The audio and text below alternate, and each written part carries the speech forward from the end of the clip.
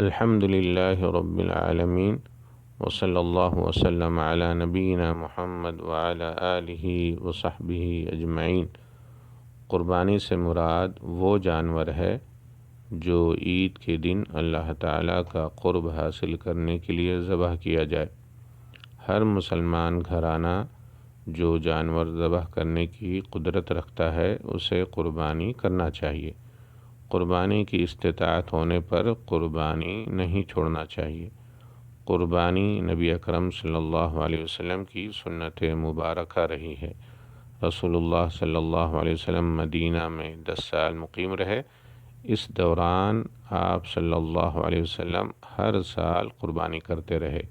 اللہ تعالیٰ کا فرمان ہے وَلِكُلِّ أُمَّةٍ جَعَلْنَا مَنْسَكًا لِيَذْكُرُوا اسْمَ اللَّهِ عَلَى مَا رَزَقَهُم مِّن بَهِيمَةِ الْأَنْعَامِ، اور ہر امت کے لیے ہم نے قربانی کے طریقے مقرر فرمائے ہیں تاکہ وہ ان چوپائے جانوروں پر اللہ تعالیٰ کا نام لے جو اللہ تعالیٰ نے انہیں دے رکھے ہیں۔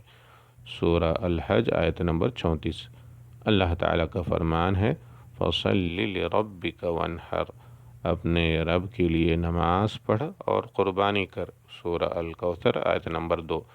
رسول اللہ صلی اللہ علیہ وسلم کا فرمان ہے من وجد ساعة فلم يضحي فلا يقربن مصلانا، جو شخص قربانی کی استطاعت پر بھی قربانی نہیں کرتا وہ ہماری عیدگاہ کے قریب نہ آئے۔ رواہ احمد وابن ماجہ۔ واللہ تعالی اعلم، والسلام علیکم ورحمۃ اللہ وبرکاتہ۔